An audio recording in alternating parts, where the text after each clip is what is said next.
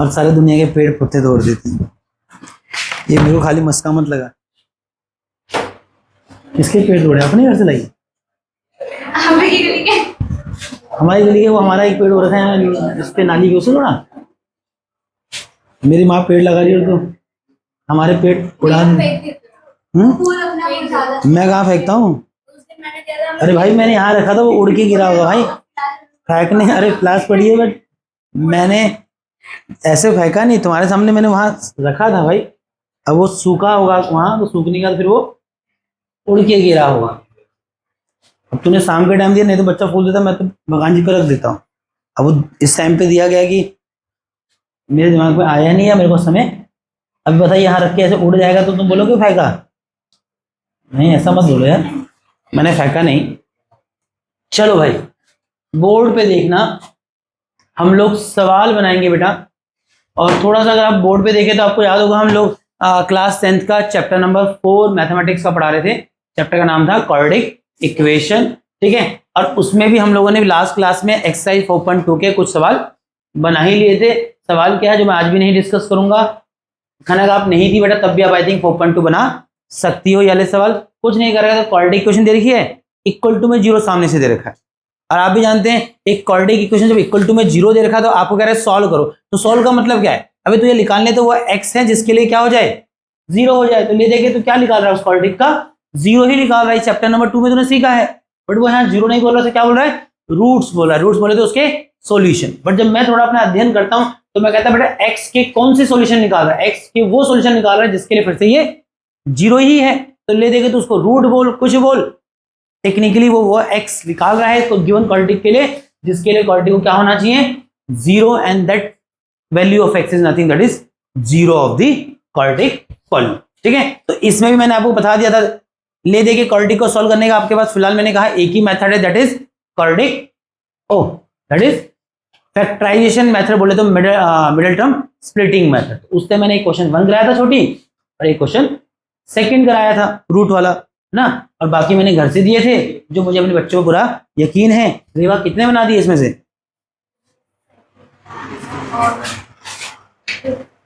2nd and 5th बना दिया।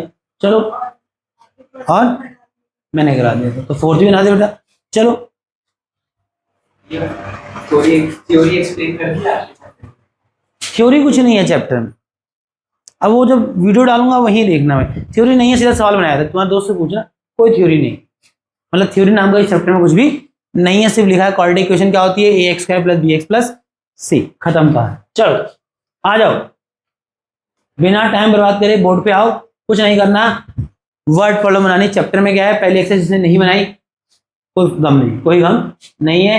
4.2 बना, 4.2 जो में हो रहा है वही 4.1 में भी हुआ, वही 4.1 में हुआ, ठीक है। तो 4.2 भी सीख लेगा तो 4.1 अपना आप सीख गया, ठीक है। चलो अब एक्सरसाइज 4.2 का क्वेश्चन नंबर 2 देखो। क्वेश्चन नंबर 2 देखो क्या कह रहा है। क्वेश्चन नंबर 2 कह रहा है find 2 numbers whose sum is 27 and product is 182। तो आपको एक सिचुएशन दे दी है, कह रहा है कि 2 नंबर हैं भाई और उन 2 नंबरों का सम 27 है और उनका प्रोडक्ट क्या है 182 है। और आपको कह रहा है वो 2 नंबर निकालो, आपको कह रहा है वो 2 नंबर निकालो। अब ध्यान रखना, अगर तुम क्वाड्रेटिक इक्वेशन बना रहे हो तो linear equation in 2L chapter में क्या था, सुनना मेरी बात को, वहां आप 2 अलग अलग जो वेरिएबल निकालने होते दोनों को अलग लेट करते थे, है कि नहीं? एक को x एक को y। बट जब आप क्वाड्रेटिक इक्वेशन बनाओगे तो क्वाड्रेटिक क्या होती है, सिंगल वेरिएबल में होती है, ax² + bx + c। तो आप 2 लेट कर ही नहीं सकते हो, है ना।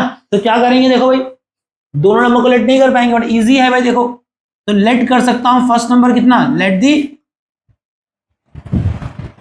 फर्स्ट नंबर, माना कि पहला नंबर कितना बेटा x, तो कोई मुझे बताएगा कि सेकंड नंबर क्या होगा। अब मैं चाहूं तो उसको y मान सकता हूं, कोई दिक्कत नहीं है। क्वाड्रेटिक में भी तुम चाहो तो सेकंड वेरिएबल मान सकते हो। और समझ लो मेरी बात, अगर सवाल क्वाड्रेटिक इक्वेशन का होगा ना, तुम्हारे 2 वेरिएबल मानने से कुछ नहीं होता है, वो जाएगा सिंगल वेरिएबल क्वाड्रेटिक में ही जाएगा जब तू उसको आगे प्रोसीड करेगा। तो मैं बच्चों को कहता हूं कि बच्चा कहता है मैं कैसे डिसाइड करूंगा, मैं कहता डिसाइड नहीं कर पा रहा है सवाल किसका है, तो चुपचाप शुरुआत से 2 वेरिएबल लेट कर, स्टेटमेंट को फॉलो कर, उनको मैथमेटिकली रिप्रेजेंट कर। अगर सवाल क्वाड्रेटिक का होगा तेरे चाहने से कुछ नहीं होता कि तो 2 एलन की इक्वेशन बना लेगा, वो इक्वेशन सिंगल में ही जाएगी आगे, क्या नहीं। बट मैं ऐसा नहीं करूंगा, मुझे आता है। तो मैं तो ऐसा देखता ना कि 2 नंबरों का सम कितना है। अगर मैं मन में मानूं कि अगर एक नंबर x था, दूसरा number for the time being y था, तो x और y का सम कितना था, 27 था। पहला नंबर तो मैंने x मान ही लिया, तो मुझे दूसरा नंबर y तो चाहिए, तो y क्या होगा, सिंपल है कि नहीं। तो क्या जरूरत है सेकंड वैल्यू जानने की जब सिंगल में काम चल रहा है। तो सेकंड नंबर हो गया 27 माइनस x, है कि नहीं। अब मेरा फर्स्ट और सेकंड नंबर दोनों किस में आगे बेटा, दोनों ही इन टर्म्स ऑफ x आगे। अब अकॉर्डिंग टू क्वेश्चन सवाल ने ही मुझे बोला कि इन दोनों का प्रोडक्ट कितना बेटा, 182 है। तो बताओ पहला नंबर क्या है बेटा x, दूसरा नंबर क्या है 27 माइनस x, इन दोनों को मल्टीप्लाई करें कितना आएगा बेटा, प्रोडक्ट दे रखा 182। ले सॉल्व कर, क्वाड्रेटिक आ तो गई, x into 27 27x, x into minus x square और minus x that is minus x square is equal to 182। अब क्या कर रहा हूँ, पहला टर्म मुझे एक्स स्क्वायर वाला चाहिए, वो भी पॉजिटिव, तो माइनस एक्स स्क्वायर वहां जाएगा तो क्या हो जाएगा, प्लस एक्स स्क्वायर। 27x वहां जाके क्या हो जाएगा, माइनस 27x, और 182 अपनी जगह पे था, तो प्लस 182 एज इट इज रहेगा, इक्वल टू में 0। तो बन गई क्वाड्रेटिक इक्वेशन। क्या इसको सॉल्व कर लोगे, बोलो। मैंने करना है क्या, मैं कर लूंगा, मुझे करना है मैं करूंगा।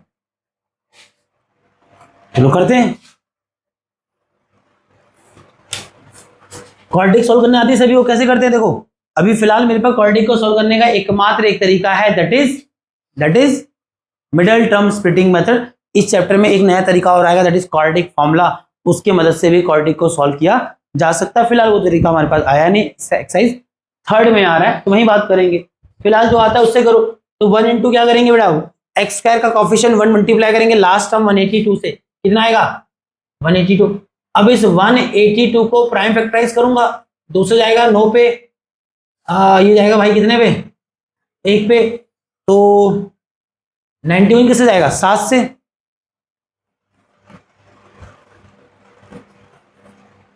है कि नहीं। अब ये जो 3 नंबर आए हैं, इनमें से 2 नंबरों का कॉम्बिनेशन बनाना है, जिनको ऐड एंड सब्ट्रैक्ट करने में -27 आए, और वापस मल्टीप्लाई करने पे जो इनिशियली नंबर 182 आया था ये आए।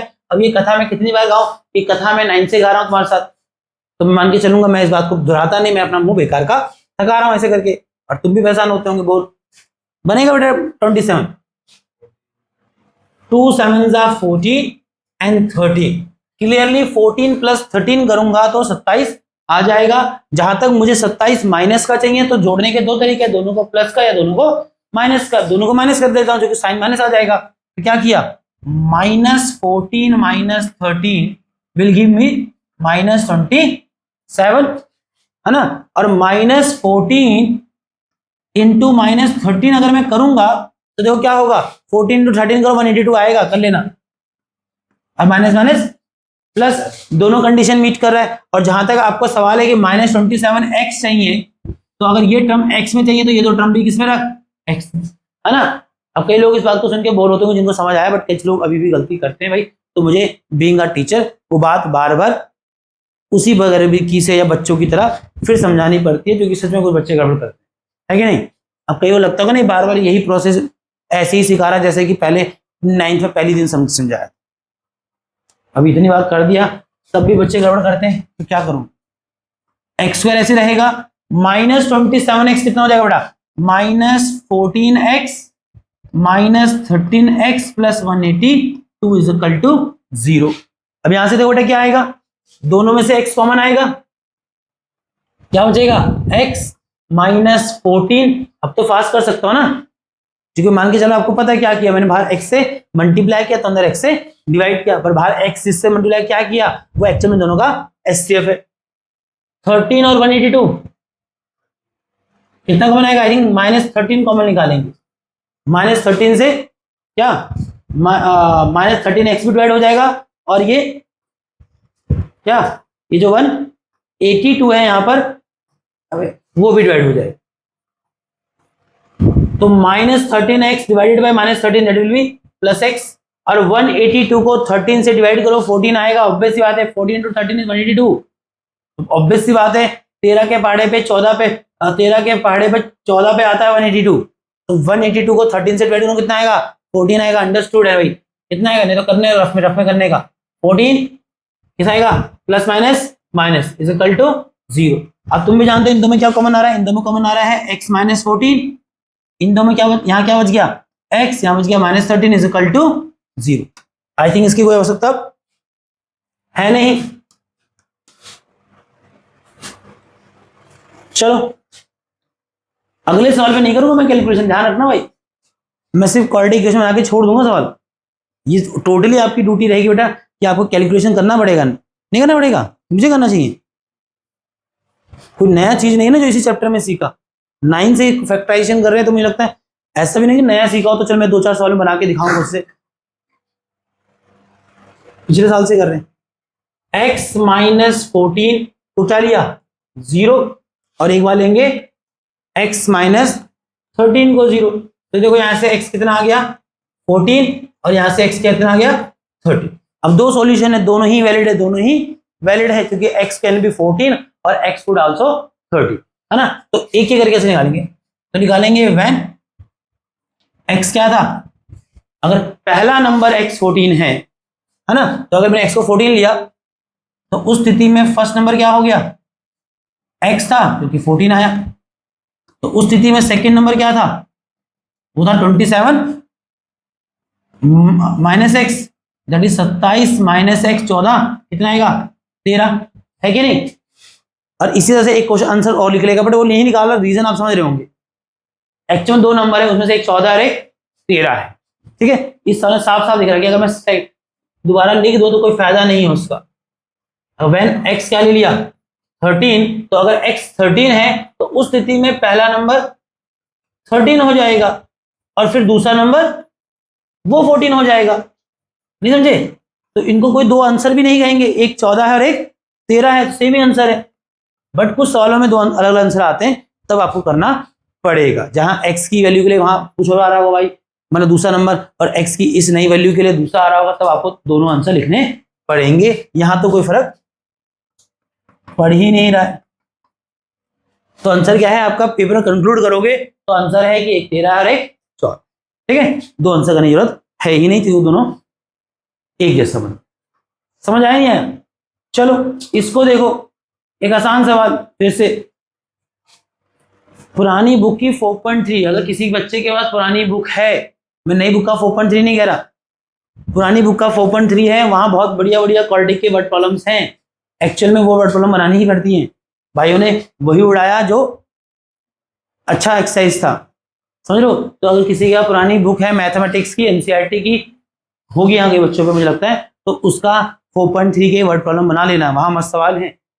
क्योंकि आइडली होगा क्या, जब सपोर्ट या कहीं और जाओगे तो वो सवाल मिलेंगे ही मिलेंगे, तो बेहतर समझदारी आप ये मान के चलिए पुराना एनसीईआरटी ही बनाना। चलो मुझे मिला नहीं तो मैं यहाँ डाल देता। एक्सरसाइज 4.2 कहता है, उसका चौथा क्वेश्चन कह रहा है फाइंड 2 कॉन्जिक्यूटिव पॉजिटिव इंटीजर। क्या करने हैं, 2 कॉन्जिक्यूटिव पॉजिटिव इंटीजर निकालने, मतलब 2 ऐसे नंबर निकालने हैं जो पॉजिटिव है और कॉन्जिक्यूटिव मतलब एक के बाद एक आते हैं, ठीक है। चलिए, सम ऑफ हुज स्क्वायर इज 365, जिनके स्क्वायर का सम, जिनके स्क्वायर का सम, सम ऑफ हुज स्क्वायर, कि उनके स्क्वायर का सम कितना हो 365। आसान सवाल है। अब वो दोनों नंबर कॉन्जिक्यूटिव है, तो लेट द फर्स्ट नंबर, तो पहला नंबर अगर मैंने x माना तो मुझे बताओ सेकंड नंबर क्या होगा। अबे दोनों नंबर कॉन्जिक्यूटिव हैं, कॉन्जिक्यूटिव नंबर बोले तो एक के बाद एक आते हैं। अगर पहला x है तो दूसरा उसके अगला x प्लस 1 होगा। कॉन्जिक्यूटिव नंबर क्या होते हैं, वो नंबर जो हिंदी में आते हैं क्रमश संख्या, क्रमश संख्या मतलब जो एक क्रम में आते हैं, जो एक क्रम में आते हैं, दैट इज कॉन्जिक्यूटिव। तो फर्स्ट नंबर x हो गया, सेकंड नंबर कितना हो गया भैया, उससे अगला x प्लस 1।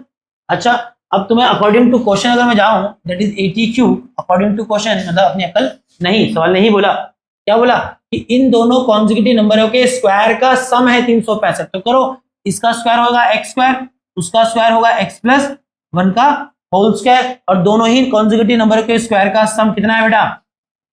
इससे प्यार से क्या क्वाड्रेटिक बनेगी, मैं फिर कह रहा हूं, बट तो तुम पुरानी बुक की 4.3 बनाओगे, वहां प्यार से कुछ नहीं बन रहा है, वहां प्यार से कुछ नहीं बन रहा है, समझ रहा हूं। और तुमको कई बार कह दिया बोर्ड में जा रहे हो, एनसीईआरटी से काम खराब होता है। एनसीईआरटी सिर्फ प्योर वही बनाओ जिनको आगे मैथ लेना नहीं, जिनको मैथ सिर्फ पास होना, जिनको मैथ में चाहिए नंबर, वो एनसीईआरटी से दूर ही रहते तो ज्यादा अच्छा था। बट ठीक है, हम एनसीईआरटी को एक फाउंडेशन किताब मानते हैं तो पढ़ा रहे हैं हम। ऑब्वियस सी बात है, एनसीईआरटी जब हो जाएगा रिवीजन में जाएंगे तो मैंने तो बोला है सपोर्ट बनाइए, सवाल पूछिए, है ना। मैंने जान उसके यहाँ नहीं डाला, रीजन है बहुत ज्यादा हो जाएगा, है ना। और मुझे लगता है कि जो मुझे बताना वो एनसीईआरटी में हो जाता है, बाकी बच्चा बनाए, सवाल पूछे, ये मैं शुरुआत से कह रहा हूं। चलिए एक्स कैसे लेगा मैं बेटा, यहां क्या लगाओगे, आइडेंटिटी x प्लस 1 का होल स्क्वायर क्या हो जाएगा बेटा, x का स्क्वायर 1 का स्क्वायर 1 और 2ab दैट इज 2x, ये तो सबको आ रहा होगा। बाकी सॉल्व कर लीजिए, x square into x square plus x square 2x square, 2x पहले लिख दो, और ये प्लस का 1 और उधर 365 माइनस का हो जाएगा, कितना आ जाएगा 2x square plus 2x plus 1। हाँ बेटा, हाँ मुझे लगा मैंने गलत कर दिया, हाँ उसको सोल्व करके -360। अच्छा यहाँ देखो क्वाड्रेटिक में ना तीनों ही टर्मों में से 2 कॉमन निकल रहा है, और आइडियल सिचुएशन ये है कि मुझे आगे उसको अगर सॉल्व करना है तो बेहतर है कि इक्वेशन अपनी सिंपलेस्ट फॉर्म में हो, तो मेरे आगे कैलकुलेशन इजी हो जाएगा। तो मैं क्या कर रहा हूँ, इन तीनों में से 3 कॉमन ले लो, ऐसे इन तीनों में से 2 कॉमन ले लो, या तो ये सोच लो और नहीं तो सोचो कि मैंने दोनों तरफ क्या किया, 2 से डिवाइड किया। उसमें जब ये पूरा 2 से डिवाइड होगा तो इसकी प्रत्येक टर्म 2 से डिवाइड होगी, नहीं तो ऐसे सोच लो कि सब में से 2 कॉमन लिया तो कितना आया, 2 बार मल्टीप्लाई किया और सबको 2 से अंदर डिवाइड किया, कितना आ गया x square plus x minus 1 8 2, है ना बेटा। और फिर आपकी क्वाड्रेटिक हो गई है कितनी, अब ये 2 जो होल मल्टीप्लीकेशन में है वो 0 के साथ डिवाइड होगा तो 0 हो जाएगा, और कितना आएगा बेटा आपके पास आएगा x square plus x minus 182 is equal to 0 हो जाएगा। क्या मुझे सॉल्व करना चाहिए क्या, हाँ भाई नहीं करना चाहिए, करना चाहिए रिंकू, रिंकू इस खनक बेटा करना चाहिए, खनक नहीं, ठीक है करिए, नहीं होगा तो मैं तुम्हारे लिए वो भी कर लूंगा, बट मुझे लगता है करना आपको चाहिए। चलिए ये सवाल भी आसान है, देखो अगर आप देखना चाहें। चलो धूल मट्टी क्या कह रहा है, altitude of a right triangle is 7 centimetre less than it's base. क्या समझ आया, altitude is nothing that is height, मतलब वो कहना चाह रहा है कि एक राइट ट्राइंगल है, राइट ट्राइंगल बोले तो एक ट्राइंगल जिसका एक वर्टेक्स पे क्या बन रहा है 90 डिग्री बन रहा है, तो एक राइट ट्राइंगल जो है उसकी जो एल्टीट्यूड बोले तो हाइट क्या है, इज मींस है क्या है 7 सेंटीमीटर लेस, 7 सेंटीमीटर कम है देन इट्स बेस, उसके बेस से। तो मैं समझ गया यहाँ संबंध बता रहा है क्या, उस राइट ट्राइंगल के हाइट और बेस का, कि हाइट बेस से 3 कम है, कम आएगी मेरे। If hypotenuse is 13 centimetre, hypotenuse बोले तो वो साइड जो 90 डिग्री वाले वर्टेक्स के अपोजिट होती है, that is the longest side of a right triangle, वो 13 है, कह रहा फाइंड द अदर 2 साइड, बाकी 2 साइड निकालो, फिगर बनाने की जरूरत नहीं, फिर बना लो तो ज्यादा थोड़ा इजी हो जाएगा, इजी मतलब दिख जाएगी चीजें फटाफट। चलो कैसे बनेगा ये, मान लेते हैं ये हमारा राइट ट्राइंगल है, ठीक ठाक, नाम देना चाहो तो दे दो ए बी सी। ये तो सबको समझ आएगा कि हाइपोटेनस आएगा कितना है 13 centimetre, the longest side of right triangle बोले तो 90 के अपोजिट वाला साइड। अब उसने क्या कहा है, इसका जो एल्टीट्यूड है वो इसके बेस से 7 कम। अब मैं चाहूं तो दोनों को अलग अलग लेट करके भी कर सकता हूं, बट मैं सोच रहा हूँ क्वाड्रेटिक का ही सवाल है, जब मैं दिख गया क्वाड्रेटिक का सवाल है तो मुझे बताया बेहतर है एक ही वैल्यू होना, क्योंकि 2 में तो इक्वेशन वैसे भी जाएगी नहीं। तो क्या करता हूँ, लेट किसे करूं, एल्टीट्यूड को कि बेस को। रेवा क्या लगता है बेटा आपको, अगर राइट ट्राइंगल में मुझे ना तो हाइट पता है ना ही बेस पता है, बट मैंने बोला कि मुझे क्या लेट कर लेना चाहिए, क्योंकि मैं एक ही लेट कर पाऊंगा यहाँ पर, क्या लेट करना चाहिए, मुझे बेस लेट कर लेना चाहिए, बिकॉज हाइट का तो मुझे आइडिया है, वो भी किसके टर्म में, बेस के टर्म में, कि जो हाइट है वो बेस से 7 कम है, तो बेस अगर आ जाएगा तो बेस से 7 कम करके हाइट आ जाएगा। तो क्या नहीं पता मुझे, बेस का कोई आइडिया नहीं है, तो लेट करेंगे किसको, base, let the base of triangle, ऐसे लेट द बेस लिखो ना, छोड़ो, लेट द बेस, सवाल ट्राइंगल का ही है, कितना बना x मीटर या सेंटीमीटर। तो बेस अगर मैंने x मान लिया तो फिर बताओ एल्टीट्यूड दैट इज हाइट कितना होगा, बोला गया है कि बेस से 7 कम है। तो ठीक है, इस जानकारी का आपने इस्तेमाल कर लिया हाइट को डिफाइन करने के लिए। अब इक्वेशन कैसे बनेगी, अब राइट ट्राइंगल है, पाइथागोरस थ्योरम, वो बोलेगा खुद से कि h का square is equal to B square plus P square, तेरा दिमाग होना चाहिए ना, राइट एंगल ट्राइंगल है, तो राइट एंगल ट्राइंगल में उसका हाइपोटेनस और बाकी दो साइड, जिसको मैं पीवी नहीं बोलता, ट्रिग्नोमेट्री पढ़ा चुका हूँ, पीवी जैसा कुछ होता नहीं, पी क्या है और बी क्या है वो एंगल डिसाइड करता है ना। तो पाइथागोरस कभी नहीं कहते कि हाइपोटेनस का स्क्वायर इक्वल टू परपेंडिकुलर का स्क्वायर प्लस बेस का स्क्वायर, कोई कहता ही नहीं परपेंडिकुलर बेस, वो कहता है एक राइट ट्राइंगल में लॉन्गेस्ट साइड का स्क्वायर, लॉन्गेस्ट साइड हाइपोटेनस नहीं बोलता, लॉन्गेस्ट साइड का स्क्वायर अदर टू साइड के स्क्वायर के सम क्या होगा, अदर टू साइड तू देख ले कि बेस कौन है और हाइट कौन है। चलो तो हमारे केस में क्या होगा, ए बी का square B C square is equal to A C square होगा कि नहीं होगा। अब ए बी कितना है बेटा, A B 7 x minus 7, B C कितना बेटा एक्स, एक्स का स्क्वायर, ए सी कितना है बेटा 13 का स्क्वायर, यहां लगेगी आइडेंटिटी ए माइनस बी का whole square that will be x square, 7 का स्क्वायर 49 और माइनस में 2ab that is 2 into x into 7 that is 14x, plus में x square is equal to 13 का स्क्वायर 169, बाकी सॉल्व कर लो, x square plus x square 2x square और minus 14x, वे order भी देख लो ना, ऑर्डर भी देख लो, ऑर्डर में ही लिखूंगा, कांस्टेंट आएगा सबसे लास्ट में, प्लस 49 और इधर से माइनस 169 आ जाएगा, बोलो हाँ या ना, कितना आ रहा है ये 2x स्क्वायर माइनस 14x, इन दोनों को सॉल्व करेंगे कितना आएगा भैया, प्लस माइनस माइनस होगा, 9 में से 9 गया 0, 6 में से 4 गया 2, 1 माइनस का, है ना। अगेन आप जान रहे हैं कि जो क्वाड्रेटिक आ रही है वो सिंप्लीफाई हो सकती है, तीनों टर्म में से 2 कॉमन निकल रहा है। अब मैं मन में करूंगा, बच्चा नहीं हूं मैं, है ना, सोचो मैंने सबसे 2 कॉमन लिया और जो 2 कॉमन लिया वो यहाँ 0 के डिवाइड में जाके 0 हो जाए, तो क्या बच जाएगा यहाँ पर x square minus 7x minus 60 is equal to 0। या मन में सोचो कि दोनों तरफ मैंने क्या करा 2 से डिवाइड कर लिया, 2 से डिवाइड कर लिया। सॉल्व कौन करेगा, आप लोग करो, ठीक है। अच्छा यहाँ एक चीज ध्यान रखना, यहां जब x निकालेंगे, सपोज करो, सपोज मैं एक सिचुएशन बता रहा हूं, मुझे सॉल्व कर लेना चाहिए था, मैं नहीं कर रहा। सपोज एक x आया छोटी 5 और एक x आ गया -3, तो आप भी जान रहे हो जो x की वैल्यू नेगेटिव और इनवैलिड है, क्योंकि आप जान रहे हैं कि इस प्रश्न में x क्या है, that is a length, and length of a side can not be 0, can not be 0 भी नहीं हो सकती और नेगेटिव है तो नेगेटिव भी नहीं हो सकती है ना। तो आप उसको नहीं लेंगे आगे, तो आप लिखेंगे कि आपका बेस x जो है वो ये है और इसकी मदद से निकालेंगे क्या हाइट, ठीक है। और यही सब सवाल एज वाले में भी होता है कि अगर एज वाली क्वाड्रेटिक निकाली मैंने, अब एज वाली क्वाड्रेटिक में सपोज x किसी लड़के की एज है, अब उसमें एक x नेगेटिव आ रहा है और एक x पॉजिटिव आ रहा है, तो जो x नेगेटिव है तो आप जानते हो सॉल्व में x क्या था, किसी का एज था, तो एज कुड नॉट बी 0, तो ए नेगेटिव नहीं हो सकती, तो इनवैलिड लिया जाएगा, उसको नहीं कंसीडर करना है, ठीक है। चलो लास्ट क्वेश्चन आ जाएगा, ध्यान से सुनना है इसको, मुश्किल नहीं है, पता नहीं जहां शब्द ज्यादा आते पता नहीं बच्चे क्यों, मेरा मतलब अपने पुराने एक्सपीरियंस से बता रहा हूँ, सवाल में कुछ नहीं है, तो ज्यादा बातें करेगा तो पकड़ता जाएगा मैं।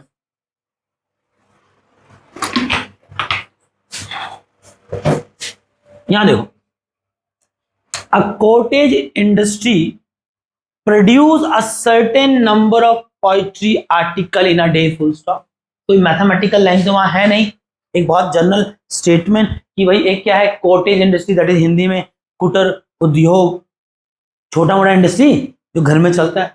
एक कॉटेज इंडस्ट्री है वो प्रोड्यूस करती है, बनाती है certain number of poetry article in a day, poetry मतलब वही मट्टी के सामान कुछ बनाती होगी इन अ डे, तो समझ आया कि एक कॉटेज इंडस्ट्री है वो एक पर्टिकुलर डे पे कुछ संख्या में मट्टी के कुछ आर्टिकल्स बनाती है, ये स्थिति है, ठीक है। ऐसे तो गणित जैसा कुछ है नहीं, हटाओ इसको। इट वाज ऑब्जर्व, यहां से सवाल है, इट वाज ऑब्जर्व कि ये पाया गया, क्या पाया गया भाई, ऑन अ पर्टिकुलर डे, एक निश्चित डे पे, the cost of production of each article, जो कि रुपीज में है, was 3 more than twice the number of article produce on that day, full stop. समझ आया? इट वाज ऑब्जर्व दैट, ये देखा गया on a particular day, the cost of each article, the cost of each article was 3 more than the twice the number of article produced on that day। कितने को समझ आया? उसने कहा एक पर्टिकुलर डे पे ये पाया गया, पढ़ना साथ साथ, क्या पाया गया, the cost of production of each article, सुनना, कॉस्ट ऑफ ईच आर्टिकल, एक पर्टिकुलर डे पे ये पाया गया कि जो आर्टिकल वो बना रहे हैं मट्टी के, उसमें एक आर्टिकल की कीमत क्या देखी गई, वो क्या है, कितनी बार कहा, वाज, अब चूंकि था ना तो इसकी जगह वाज आ गया, उसका मतलब मैथ में इक्वल टू ही है। तो पाया गया कि एक आर्टिकल की कॉस्ट वाज, वाज मीन्स थी, और मैथ में थी का मतलब भी बराबर थी, किसके बराबर थी, 3 मोर, मैथ समझता हूं, 3 ज्यादा, पर 3 ज्यादा में दिखाऊंगा, 3 ज्यादा किसमें, आगे बता रहा है, 3 ज्यादा थी किससे, देन मतलब से, twice the number of article produce on that day, किसके दोगुने के,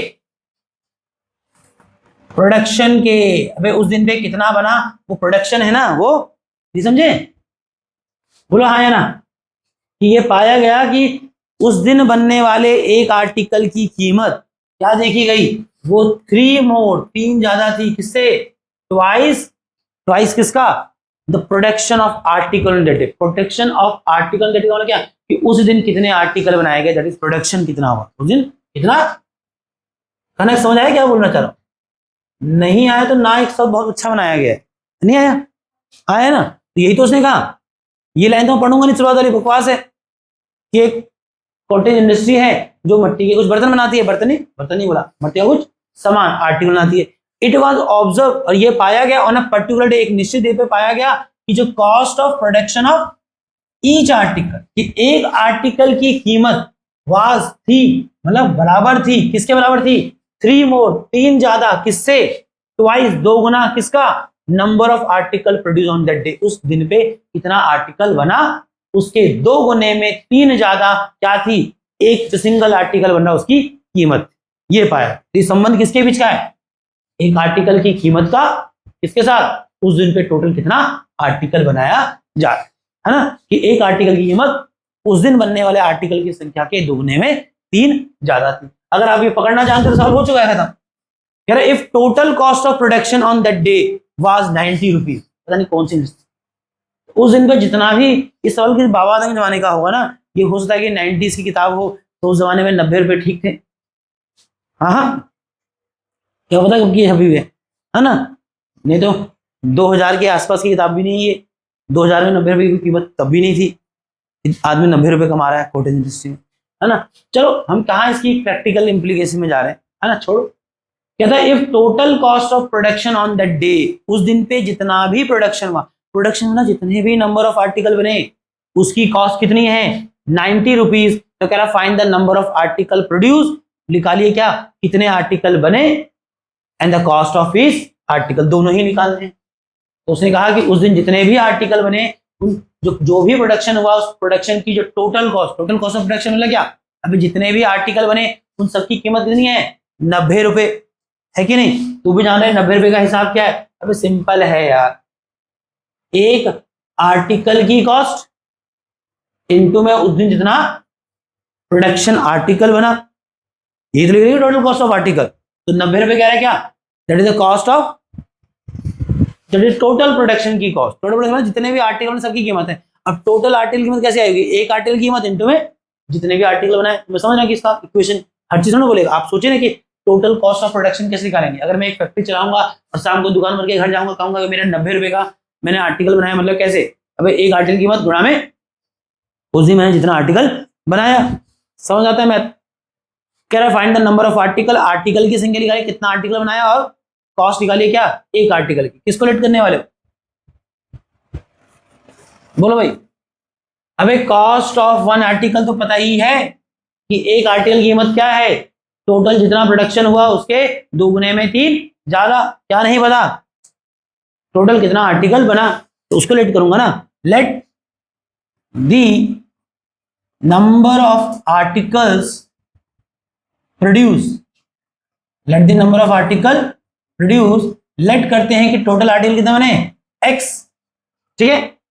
अब अगर टोटल आर्टिकल एक्स बने तो कॉस्ट ऑफ वन आर्टिकल क्या है, खुद बोला था कॉस्ट ऑफ वन आर्टिकल क्या है, that is 3 more than the twice the number of article produce, but number of article में मतलब production, but production nothing, that is number of article produce. नहीं, आप कहेंगे हमने इतना उत्पादन किया 500 का, मतलब 500 आर्टिकल बनाए ना मेरे भाई, कितना, कॉस्ट ऑफ वन आर्टिकल क्या है, जितने भी आर्टिकल बने जो कि प्रोडक्शन है उसका 2 गुने में 3 ज्यादा है कि नहीं। अब इक्वेशन कैसे बनाऊंगा, उसने टोटल कॉस्ट ऑफ प्रोडक्शन दे तो रखी है, अब टोटल कॉस्ट ऑफ प्रोडक्शन कितनी है बेटा, 90 रुपए। अब टोटल कॉस्ट ऑफ प्रोडक्शन कैसे आया होगा, अबे जितना भी तूने प्रोडक्शन किया 2x + 3 उसको मल्टीप्लाई कर किससे, एक आर्टिकल की कीमत कितनी बढ़ती है कि नहीं, दैट इज, समझे, कंफ्यूजिंग है, ज्यादा फास्ट जा रहा हूं क्या मैं, कनक पीछे बैठा हुआ, यश समझ आ रहा है, चलो फिर कर ही दो, x into 2x, 2x square, x into 3, 3x is equal to 90, कितना आएगा बेटा, 2x स्क्वायर प्लस 3x, ये 90 यहाँ के माइनस 90 इज इक्वल टू 0 हो जाएगा, क्या हो जाएगा 0। मुझे लगता है आप इसको सॉल्व कर सकते हैं क्या, कि मुझे करना चाहिए, 2 इंटू माइनस 90 कितना आएगा मेरे भाई, -180, और 180 का प्राइम फैक्टराइजिंग कर, बच्चा थोड़ी ना ऐसे कर रहा हूं, सीधा कर दूं क्या, 180 को तोड़ूंगा कितना आएगा, 180 is 18 into 10, 18 is 3 into 3, 9 into 2 into में 2 इंटू 5, आया ना। अबे 180 है 18 गुना में 10, और 18 होता है क्या, 3 3 9, 9 3 9 2 18, और 10 होता है 2 इंटू 5, तो इसके प्राइम फैक्टर क्या है, 2 इंटू 2 इंटू 3 इंटू 3 इंटू 5, बना ले इससे। अब बच्चा थोड़ी ना कि बाबा डंडा डालूंगा और पता नहीं, है ना। चलो कैसे लाएंगे, 3 बनता है, 3 क्या, मेहनत करो, हाँ ये 18 और 5 कैसे बनाएगा ना, 18 3 3 9, तो ये 2 भी तो है यहाँ पर, नहीं समझा, 15 and 12, हाँ 2 2 4, 4 and 3 12, और 3 5 15, 15 में से 13 माइनस करूंगा तो आ जाएगा 3। अब बच्चा नहीं है, मैं सीधा करूंगा, मैं यहाँ पर ये लिखूं क्या बार बार, क्या बच्चे जरा, 12 में से 15 में से 12 गया, कितना आएगा भाई, 3 आ जाएगा, और 15 को गुणा करेगा, गुणा मतलब मल्टीप्लाई करेगा 12 से, कितना आएगा, 15 12 180 आएगा, और प्लस माइनस माइनस का भी आएगा, सही कॉम्बिनेशन है। क्या लिखा, 2x स्क्वायर प्लस 3x को लिख रहे हैं क्या, 12 माइनस 15 माइनस 12, आप भी जानते हैं x के साथ लगाएंगे ना, 15x minus 12x minus 90 is equal to 0। कौन आ गया भाई, मच्छर आ गया क्या, इज इक्वल टू 0, ठीक है, ये सब हटा दिया जाएगा यहाँ से, क्या करना है इसका, ये तो काम कर, चलो चलो भाई, इन दो में कुछ कॉमन निकल रहा है बेटा, x नहीं, x कॉमन निकाला, यहां बच गया कितना, 2x प्लस 15, यहाँ क्या कॉमन निकल रहा है, 12, वही माइनस का, माइनस 12 कॉमन निकल रहा है, नहीं यार 12 के बाद 90 कहाँ आता है, यहाँ कॉमन निकलेगा क्या, 6 -6, कितना बचेगा, 2x और प्लस का 15 आ जाएगा, क्या बचेगा यहाँ पर, इन दो में कॉमन है कितना, 2x प्लस 15, है ना, और वहां से आ गया x minus 6 is equal to 0।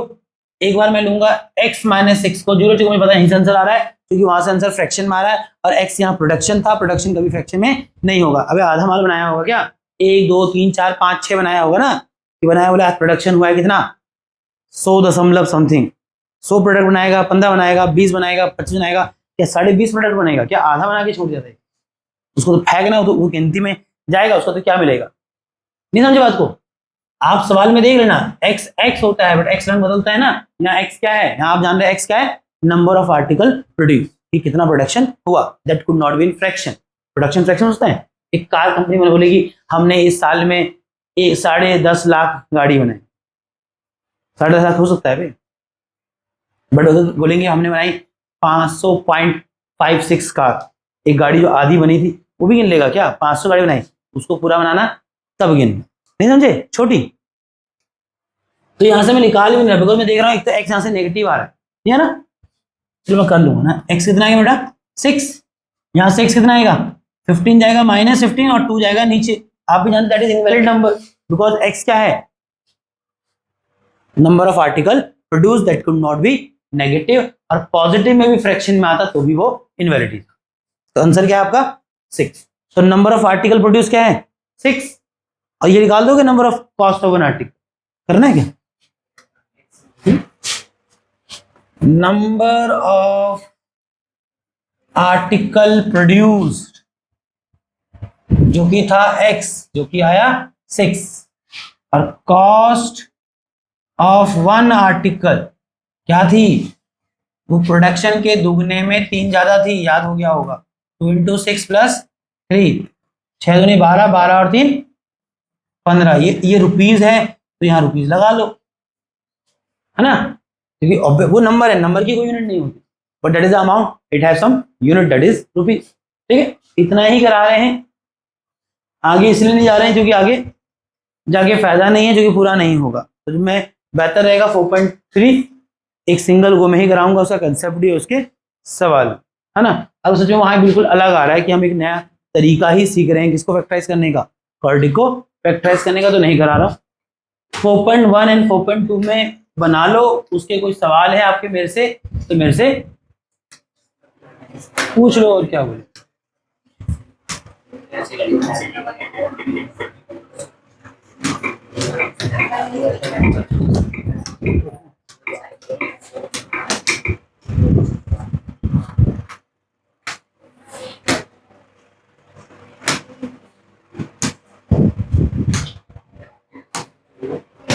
भैया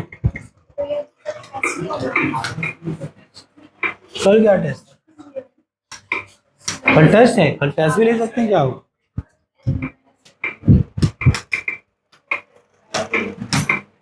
कल भी टेस्ट हो सकता है, तुम्हारी इच्छा पे। बेटा तुम प्रिपेयर रहो, दैट डिपेंड कि मेरा मन क्या है उस दिन पे। मैं ये भी नहीं कह सकता कि मैं नहीं ले रहा हूँ, और मैं ये भी नहीं कह रहा हूँ कि मैं